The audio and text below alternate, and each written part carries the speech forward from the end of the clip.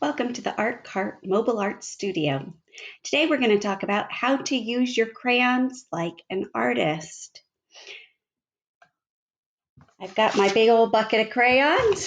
Do you have this many colors? I probably have some that don't even fit in there.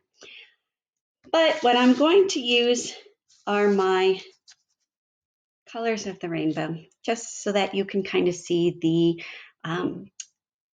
color circle to help with the complementary shading part of our tutorial today. So I'm going to start with red. And the first way to use your crayon like an artist is to color by using hatching.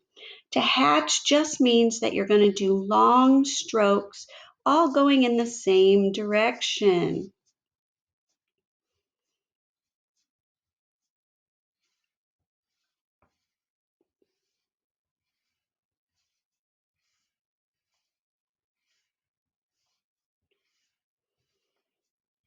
See the way all of my strokes go in a vertical direction?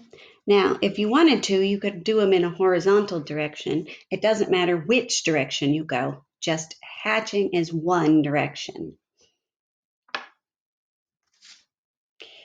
Next, I'm going to do what's called cross hatching. And basically what it is two directions. So this time we're going to go both vertically and then we're going to go horizontally over the top.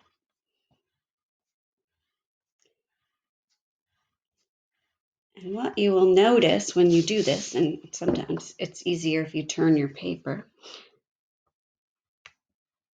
is you notice that it covers up more of the white space without pushing any harder with your crayon. By doing cross hatching, you fill in more of the circle. All right?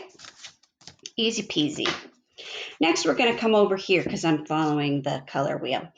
And we have scumbling. Well, scumbling is just circle strokes. So I'm just going to go around my circle. And this is really good for shapes like the circle. Anything that's rounded is really easy to scumble. And you can just go back over the top, multiple layers if you need to. All right, so that's scumbling. Complementary shading. Now, complementary means that you're using two opposite colors on the coloring wheel. So I am going to use green because our color wheel goes red, orange, yellow, green.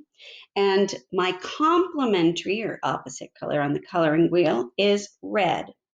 So if I wanted to show shading, a shadow in a picture, if I wanted to make if I was drawing an apple and I wanted to make it look more three-dimensional, then I could use complementary shading.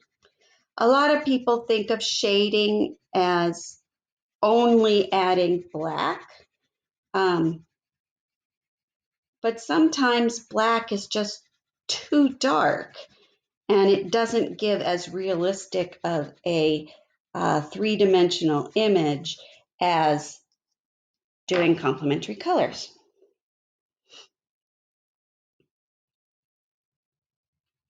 So here I am. I'm just doing my red right over the top.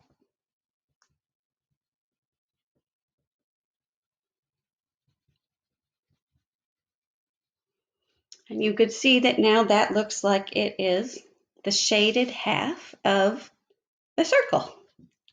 Easy peasy. All right, next we're going to talk about layered shading.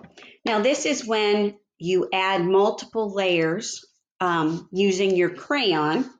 And we're going to start with light, go medium, dark, medium, light. And basically after we get to dark, we're going in reverse. So I'll show you. So we're just going to lightly use our crayon to put some color on the paper. Okay, very light. Next, I'm going to add a little more pressure, and I'm going to color just like I would regularly color with my crayon.